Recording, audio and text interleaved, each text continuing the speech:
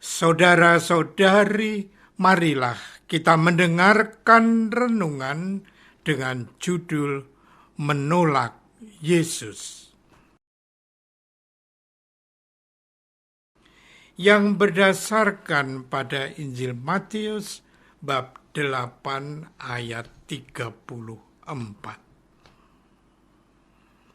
Mereka pun mendesak supaya ia meninggalkan daerah mereka.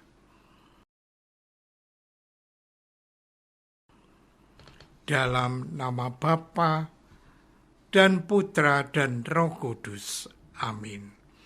Saudara-saudari terkasih, dalam nama Tuhan Yesus Kristus.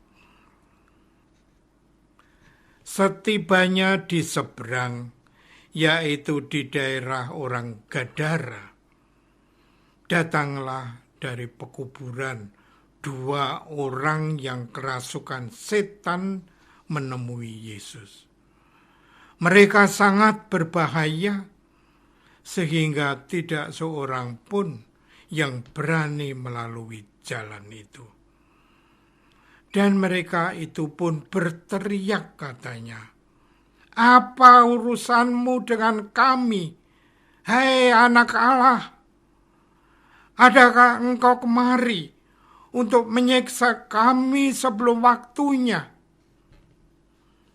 Tidak jauh dari mereka itu sejumlah besar babi sedang mencari makan. Maka setan-setan itu meminta kepadanya, katanya, "Jika engkau mengusir kami, suruhlah kami pindah ke dalam kawanan babi itu." Yesus berkata kepada mereka, "Pergilah."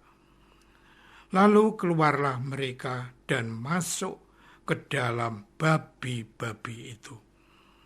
Maka terjunlah seluruh kawanan babi itu dari tepi jurang ke dalam danau dan mati di dalam air. Maka larilah penjaga babi-babi itu, dan setibanya di kota, diceritakannya lah segala sesuatu, juga tentang orang-orang yang kerasukan setan itu.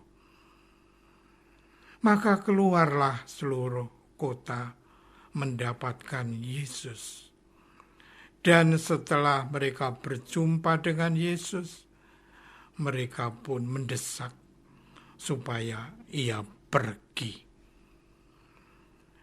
Saudara-saudari terkasih, kuasa kejahatan selalu menakutkan, karena selalu bermuara pada kehancuran dan kebinasaan.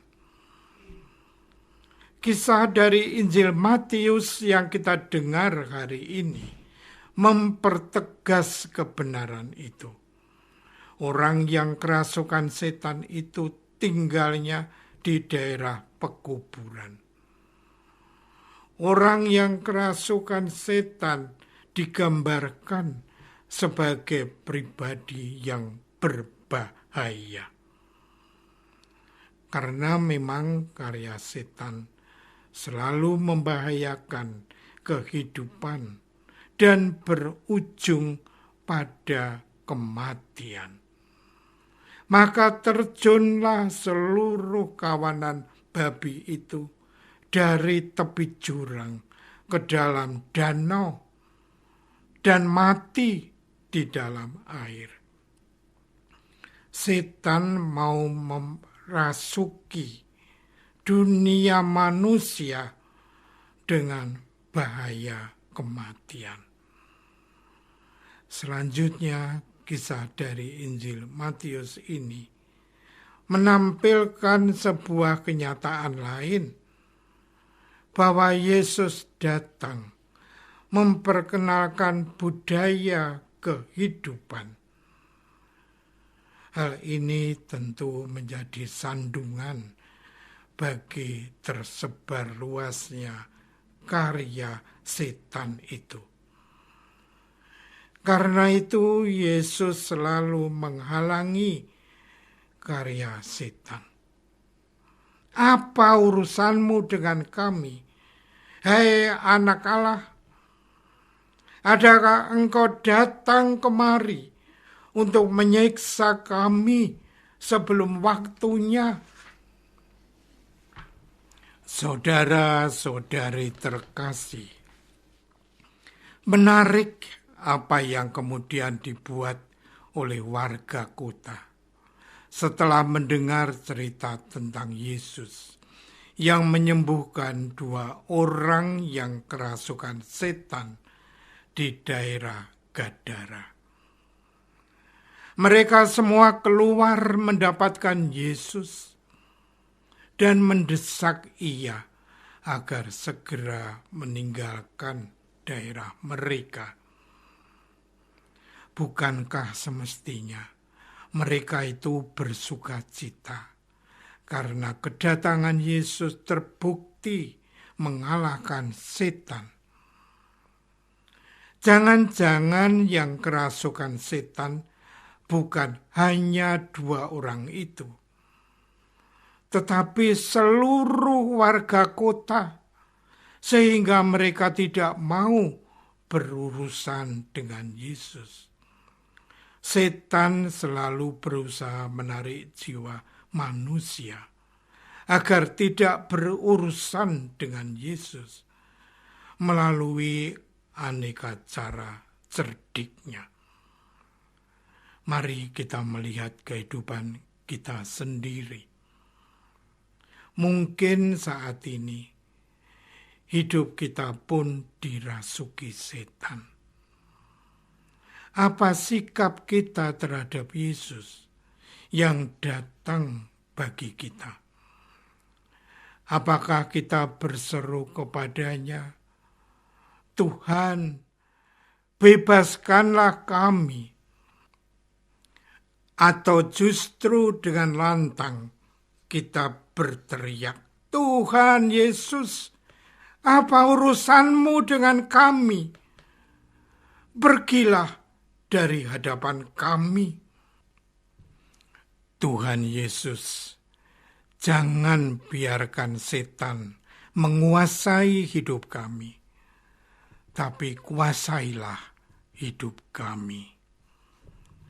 Saudara-saudari terkasih, hati kita kadang menjadi pekuburan, tempat yang paling nyaman bagi setan dan menjadi tempat di mana kejahatan itu datang.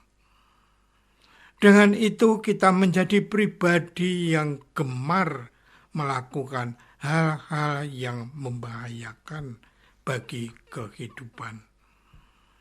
Orang-orang yang berpikiran egois dan picik seperti dalam kisah ini juga sering kita jumpai dalam kehidupan dewasa ini.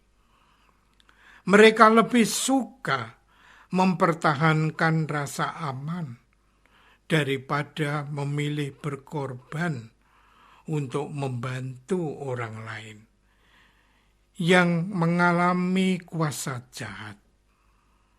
Penolakan terhadap Yesus berakibat ketiadaan berkat dan mukjizat yang dibuat oleh Yesus bagi orang-orang di daerah Gadara.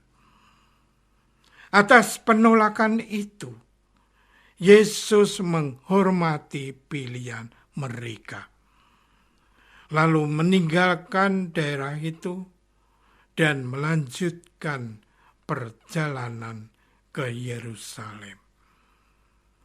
Injil hari ini mengajarkan kepada kita bahwa orang dapat saja menolak Yesus demi sebuah pilihan yang lain.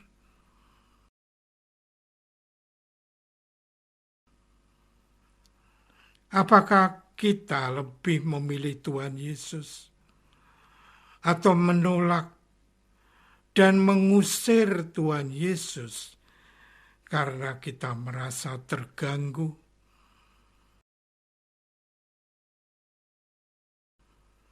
Marilah kita berdoa. Tuhan Yesus, bantulah kami agar mencintai-Mu dengan penuh sukacita, menerimamu dalam setiap doa kami, dan dalam merayakan Ekaristi. Hindarkanlah kami dari sikap acuh tak acuh terhadap kasih-Mu dan terhadap sesama yang memerlukan pertolongan dari kami, ya Yesus. Doa ini kami persembahkan dalam nama-Mu, Tuhan dan pengantara kami. Amin. Semoga kita semua selalu dinaungi dan dibimbing oleh berkat Allah yang Maha Kuasa, Bapa dan Putra dan Roh Kudus. Amin.